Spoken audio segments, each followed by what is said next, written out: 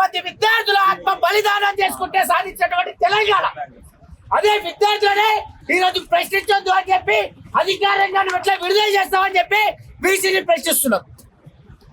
అదే కాకుండా తెలంగాణ రాష్ట్రంలో ప్రతి ఒక్క విద్యార్థి కోరితేనే, ప్రతి ఒక్క విద్యార్థులు కోరితేనే, ప్రతి ఒక్క విద్యార్థులు తలుచుకుంటేనే విద్యార్థులు కొన్ని సమస్యలు పరిష్కరిస్తుంది. ఈ యొక్క విద్యార్థులు తలుచుకొని పాటు ఉన్నటువంటి తెలంగాణ రాష్ట్ర ప్రభుత్వం టీఆర్ఎస్ ప్రభుత్వాన్ని గద్దెదించడానికి విద్యార్థులందరూ ఐక్యమత్యమై టీఆర్ఎస్ ప్రభుత్వాన్ని గద్దెదించడం. ఈ రోజు రాష్ట్ర ప్రభుత్వం వచ్చిన తర్వాత ఇదే విద్యార్థులకి న్యాయం జరుగుతుంది, ఇదే విద్యార్థులకి స్కాలర్షిప్లు వస్తాయి, ఇదే విద్యార్థులకి ఉద్యోగాలు వస్తాయి, ఇదే విద్యార్థులకి ఉస్మానియా యూనివర్సిటీ లాంటి పీజీ యూజీ కాలేజీల్లో పక్క భవనాలు వస్తాయి అనుకున్నాం. అది కూడా ఈ రోజు రాని పరిస్థితి ఉంది. నిరుద్యోగులకే విద్యార్థులకే ఎటువంటి న్యాయం చేయట్లేదు తెలంగాణ రాష్ట్ర ప్రభుత్వం. కావున ఈరోజు సికింద్రాబాద్ పీజీ కాలేజ్ వేదిక పైన ఏదైతే తెలంగాణ రాష్ట్ర ప్రభుత్వం ఒక దిష్టి బొమ్మ దానం చేస్తూ నిరసిస్తూ ఇటువంటి జీవోని బీసీ వెంటనే రిటర్న్ తీసుకోవాలి. అదే విధంగా విద్యార్థులకి 17% బడ్జెట్ ని విద్యారంగానికి కేటాయించాలి అసెంబ్లీ సెషన్ లో అని చెప్పి, ఇంకా స్కాలర్షిప్ మరియు ఫీజు రియంబర్స్మెంట్ వెంటనే విడుదల చేయకపోతే తెలంగాణ విద్యార్థులందరం కలిసి మళ్ళీ యుద్ధానికైనా సరే సిద్ధపడతామని చెప్పి నినాదాలు చేస్తున్నాం. भारत माता की जय, भारत माता की जय. We want justice. We want justice. We want justice. Justice, justice. We want justice. Justice, justice. We want justice. Patturan Nayana. Congress Palana. Patturan Nayana. Congress Palana. Patturan Nayana. Congress Palana. Patturan Nayana. Congress Palana. We want justice. We want justice. Damiracham, Damiracham. Damiracham, Damiracham. Damiracham, Damiracham. Damiracham, Damiracham. We want justice. We want justice. విద్యార్థులతో చెలగాటము. ఖబర్దార్, ఖబర్దార్. విద్యార్థులతో చెలగాటము.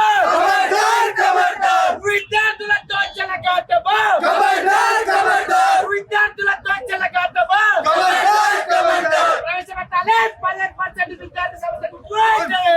ప్రవేశపెట్టాలి 10% విద్యార్థి వెంటనే.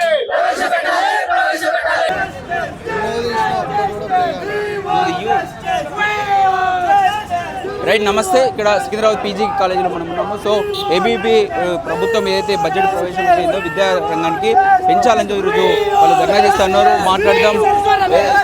ఏం చూసారన్న ప్రభుత్వ వైఖరి? ఈరోజు తెలంగాణ రాష్ట్ర ప్రభుత్వంలో ఉస్మానియా యూనివర్సిటీ బంద్ పెట్టినటువంటి ప్రైవేట్ అరెస్ట్ వెంటనే ఖండిస్తున్నాము. అదే విధంగా ఈ బీసీ సర్కార్ వెంటనే వెంటనే తీసుకోవాలని చెప్పి అఖిల భారతీయ విద్యార్థి పరిషత్ డిమాండ్ చేస్తుంది.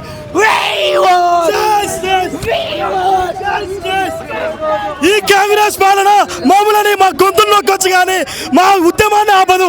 రాష్ట్ర వ్యాప్తంగా మేము ఇంకా ఉద్రికం చేస్తాం. ఖబర్దార్ రేవంత్ రెడ్డి, నేను మళ్ళీ చెప్తున్నాను. ఈ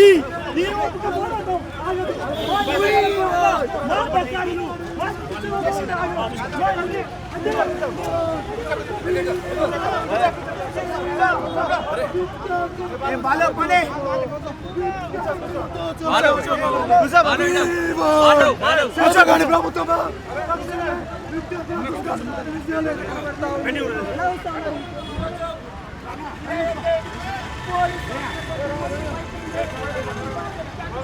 బాలు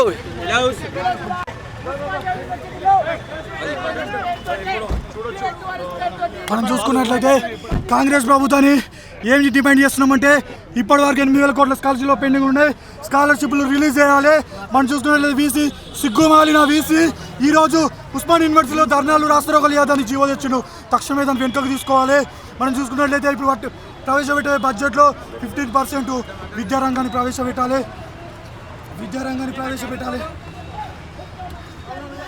సెల్ఫ్ ఫైనాన్స్ కోర్సులు ఎన్నో సెల్ఫ్ ఫైనాన్స్ కోర్సులు ఉన్నాయి, దాన్ని రెగ్యులర్ చేయాలి. ఈ చేతగాని ప్రభుత్వం ఈ రేవంత్ రెడ్డి గారు మీరు చెప్తున్నారు కదా 30 సార్లు ఢిల్లీ పోయిన అన్నారు. ఏం చేస్తున్నారు? ఢిల్లీ పోయి 30 సార్లు కాబట్టి 300 సార్లు అన్నారు. విద్యార్థుల గురించి ఏం ఆలోచిస్తారు? మీరు ఇచ్చిన 6 గ్యారెంటీలలో ఏ గ్యారెంటీ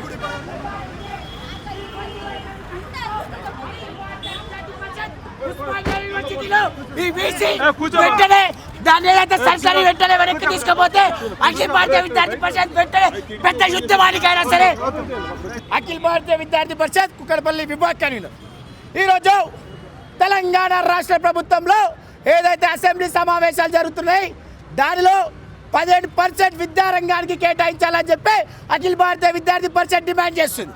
అదేవిధంగా 8,000 పైగా ఫీజు రియంబర్స్మెంట్ స్కాలర్షిప్ పెండింగ్ ఉందో దాన్ని కూడా వెంటనే విడుదల చేయాలని చెప్పి అఖిల భారతీయ విద్యార్థి పరిషత్ డిమాండ్ చేస్తుంది. నిన్న ఉస్మానియా యూనివర్సిటీలో ఏదైతే వీసీ అధికారపూర్వకంగా విద్యారంగ సమస్యలు ఏదైతున్నా విద్యార్థి సమస్యలు అదే విద్యారంగ సమస్యానికి ఉస్మానియా యూనివర్సిటీలో ఎటువంటి నిరసన చేయొద్దు అని చెప్పి అధికారంగా కాంగ్రెస్ కొమ్ము కాచినటువంటి వీసీ దాన్ని ప్రవేశపెట్టారు. కావున అది ముమ్మాటికి తప్పు అని చెప్పి అఖిల భారతీయ విద్యార్థి పరిషత్ ఖండిస్తుంది. ఆనాడు తెలంగాణ సాధించడానికి 1,200 మంది విద్యార్థులు ఆత్మ బలిదానం చేసుకుంటే తెలంగాణ సాధించుకున్నట్టు ఘనత తెలంగాణ విద్యార్థులకు ఉంది. ఈరోజు అదే విద్యార్థులు మరో తెలంగాణ సాధించడానికైనా సరే వెనుకాడని చెప్పి కాంగ్రెస్ ప్రభుత్వానికి హెచ్చరిస్తున్నాం. గత తెలంగాణ రాష్ట్ర ప్రభుత్వం కూడా విద్యార్థుల పట్ల నిరుద్యోగుల పట్ల ఇదే మొండె వైఖరి కొనసాగుతుంటే అఖిల భారతీయ విద్యార్థి పరిషత్ బీఆర్ఎస్ రాష్ట్ర ప్రభుత్వాన్ని గద్దె దించేదాకా వెనుకడగేయలేదు. విద్యార్థులు నిరుద్యోగులు గద్దె దించేదాకా వెనుకడగేయలేదు. ఈరోజు కాంగ్రెస్ రాష్ట్ర ప్రభుత్వం కూడా అదే తప్పు దావకెళ్తుంది, అదే తప్పు చేస్తుంది. కావున మరో తెలంగాణ సాధించాలనికైనా సరే విద్యార్థులు వెనుకడు వేయమని చెప్తున్నాం.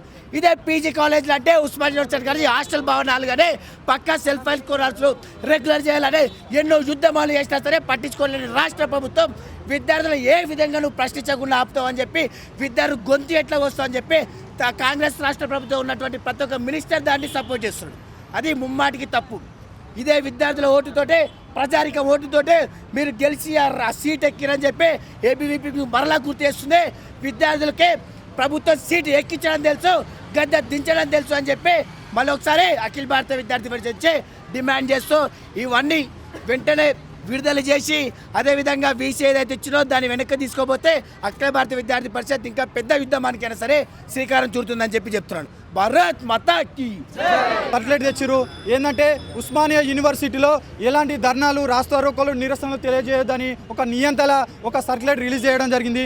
మనం చూసుకున్నట్లయితే ఉస్మానియా యూనివర్సిటీలో 100 సంవత్సరాల చరిత్ర ఉన్నటువంటి ఉస్మానియా గడ్డ ఉద్యమాలు పురుడు పోసుకున్నటువంటి ఉస్మానియా యూనివర్సిటీ ఎంతోమంది మేధావులని ఉద్యోగులని రాజకీయవేత్తలని తయారు చేసినటువంటి ఉస్మానియా యూనివర్సిటీ ఆ రోజు తెలంగాణ తెచ్చుకున్నామంటే తొలి దశలో ఈ యూనివర్సిటీ కేంద్రంగానే మనము ఈ పోరాటాలు చేసినాం. ఈ యూనివర్సిటీ కేంద్రంగానే ధర్నా రాస్తారోకలు కేసీఆర్ అయినా సరే ఎవరైనా సరే వారు ఉద్యమాలు చేసి ఈరోజు మనం తెలంగాణ తెచ్చుకున్నాం. అలాంటి యూనివర్సిటీలో రాస్తారోకలు నిరసనలు చేయొద్దని వీసీ ఒక నియంత్రణ లేక ఒక మొద్దు నిద్రలో ఉండా మళ్ళీ కాంగ్రెస్ ప్రభుత్వం చెప్పిందా ఎందుకు తెలియదు కానీ అలాంటి జీవోని తీసుకురావడం జరిగింది. వీసీ గారికి ఒకటే హెచ్చరిస్తున్నాం, ఉస్మానియా యూనివర్సిటీలో మీరు తెచ్చినటువంటి సర్క్యులేట్ ఎమ్మడే వెనుకకు తీసుకోవాలని తెలియజేస్తున్నాం. మనం చూసుకున్నట్లయితే ఈ కాంగ్రెస్ ప్రభుత్వాన్ని ఒకటే అడుగుతున్నాం. ఇప్పటి వరకు దాదాపుగా 3 సంవత్సరాల సంది 8,000 కోట్ల స్కాలర్షిప్లు పెండింగ్లు ఉన్నాయి. బీఆర్ఎస్ ప్రభుత్వం ఆ రోజు ఒక నియంత్రణ పాటించింది, స్కాలర్షిప్లు విడుదల చేయలేదనే ఉద్దేశంతో ఆ ప్రభుత్వాన్ని గద్దె దించి కాంగ్రెస్ ప్రభుత్వాన్ని తెచ్చుకుంటే మన బతుకులు మారుతాయి, విద్యార్థులకు న్యాయం జరుగుతుందని అనుకున్నాం. ఆ రోజు కాంగ్రెస్ ప్రభుత్వం కూడా విద్యారంగానికి మేము చేయుతనిస్తాం, విద్యారంగానికి ఉపాధి కల్పిస్తాం, విద్యారంగానికి మేము ఫండ్ రిలీజ్ చేస్తామని చెప్పి మాయ మాటలు చెప్పి విద్యార్థులను ఓట్లను కొల్లగొట్టుకొని ఈరోజు ప్రభుత్వం కాంగ్రెస్ ప్రభుత్వం వచ్చింది. ఇప్పుడు వచ్చిన తర్వాత దాదాపుగా 17 నెలలు అవుతుంది. ఇప్పటి వరకు కూడా 8,000 కోట్ల స్కాలర్షిప్లు పెండింగ్లో ఉన్నాయి, దాన్ని రిలీజ్ చేయలేదు. అడిగితే మాత్రం మాకు చేతనైతే లేదు, నిధులు లేవంటుండు. అయ్యా రేవంత్ రెడ్డి, నువ్వు 30 సార్లు 40 సార్లు ఢిల్లీకి పోతున్నావు, ఢిల్లీకి పోయి వాళ్ళ కేంద్ర మంత్రులతో కలుస్తున్నావు కదా, విద్యారంగ సమస్యల గురించి ఇంతవరకు ఎవరితో చర్చించినావు? ఈ 8,000 కోట్ల స్కాలర్షిప్లు రిలీజ్ కాలేదు, ఎవరిని అడిగినావు? ఏం చేస్తున్నావు? 30 సార్లు కాదు 300 సార్లు పోతుంటున్నావు. మా విద్యార్థుల సమస్యలు పరిష్కరించవా? ఇంకా చూసుకున్నట్లయితే సెల్ఫ్ ఫైనాన్స్ కోర్సులు దాదాపుగా 20 సంవత్సరాల సెల్ఫ్ ఫైనాన్స్ కోర్సులు ఉన్నాయి. ఉస్మానియా యూనివర్సిటీలో నిధులు లేవు. ఈ సెల్ఫ్ ఫైనాన్స్ కోర్సులు రెగ్యులర్ అనగానే రెగ్యులర్ చేస్తలేరు. లాస్ట్ ఇయర్ మన బడ్జెట్లో అతి తక్కువ బడ్జెట్ 7% బడ్జెట్నే ప్రవేశపెట్టడం జరిగింది. ఈసారైనా రేపు జరగబోయే బడ్జెట్లో దాదాపు 15% నిధులు ఈ విద్యారంగానికి ప్రవేశపెట్టాలని ఈ ప్రభుత్వం డిమాండ్ చేస్తున్నాం. మనం చూసుకున్నట్లయితే ప్రభుత్వం దగ్గర నిధులు ఏమంటారు? ఈశాన్య రాష్ట్రాల్లో మనం చూసుకున్నట్లయితే 13 నుంచి 14% నిధులు ఈశాన్య రాష్ట్రాలు, చిన్న రాష్ట్రాలు ప్రవేశపెడుతున్నాయి. మీకు ఎందుకు సిగ్గు లేదు, ఎందుకు సోయి లేదని ఈ ప్రభుత్వాన్ని హెచ్చరిస్తున్నాం. ఇప్పటికైనా ఈ స్కాలర్షిప్లు రిలీజ్ చేయాలి, సెల్ఫ్ ఫైనాన్స్ కూడా రెగ్యులర్ చేయాలి. ఇట్లాంటి పీజీ కాలేజ్ ఉస్మాన్ యూనివర్సిటీలో డిగ్రీ వాళ్ళకు హాస్టల్ లేదు. ఎన్నోసార్లు విద్యార్థులు వీసీకి లెటర్ ఇచ్చినా కానీ స్పందించడం లేదు. హాస్టల్ భవనాలు నిర్మించాలని కూడా ఈ ప్రభుత్వం డిమాండ్ చేస్తున్నాం. లేకపోతే అఖిల భారతీయ విద్యార్థి పరిషత్ ఆధ్వర్యంలో ఇంకా ఈ ఉద్యమాన్ని ఉధృతం చేస్తామని తెలియజేస్తున్నాం. అనేకమైన సెల్ఫ్ ఫైనాన్స్ కోర్సులు ఉన్నాయి ఇప్పుడు మన పీజీ కాలేజ్లో.